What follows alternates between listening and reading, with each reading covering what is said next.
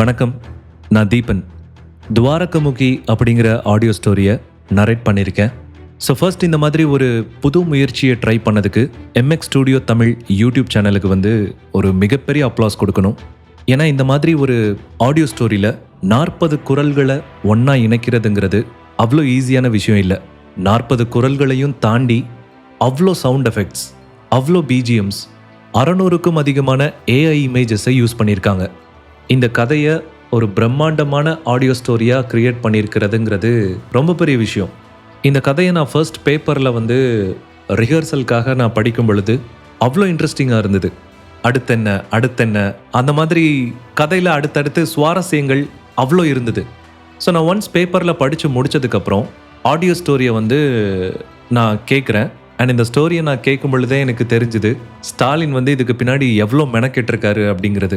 ஏன்னா ஒரு audio story மூலமாக அதை கேட்குற மக்களை அந்த உலகத்துக்குள்ளே கொண்டு போக வைக்கிறதுங்கிறது உண்மையிலேயே ஈஸியான விஷயம் இல்லை.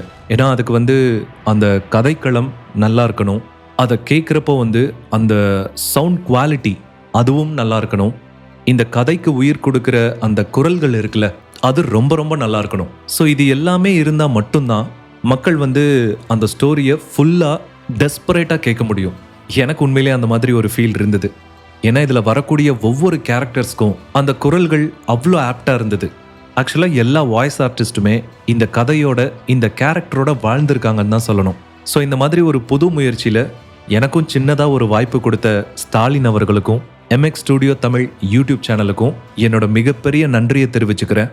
ஸோ நீங்களும் உங்கள் ஃப்ரெண்ட்ஸ்க்கு, உங்கள் ஃபேமிலிக்கு எல்லாருக்குமே இந்த ஆடியோ ஸ்டோரியை ஷேர் பண்ணுங்கள். கண்டிப்பாக ஒரு 2.5 மணி நேரம் படம் பார்த்த ஃபீல் தான் இருக்கும்.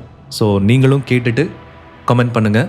அண்ட் தொடர்ந்து இதே மாதிரி உங்களோட ஆதரவை எம்எக்ஸ் ஸ்டூடியோ தமிழ் யூடியூப் சேனலுக்கு கொடுத்துக்கிட்டே இருங்க. Dwarakamukhi only on MX studio Tamil YouTube channel.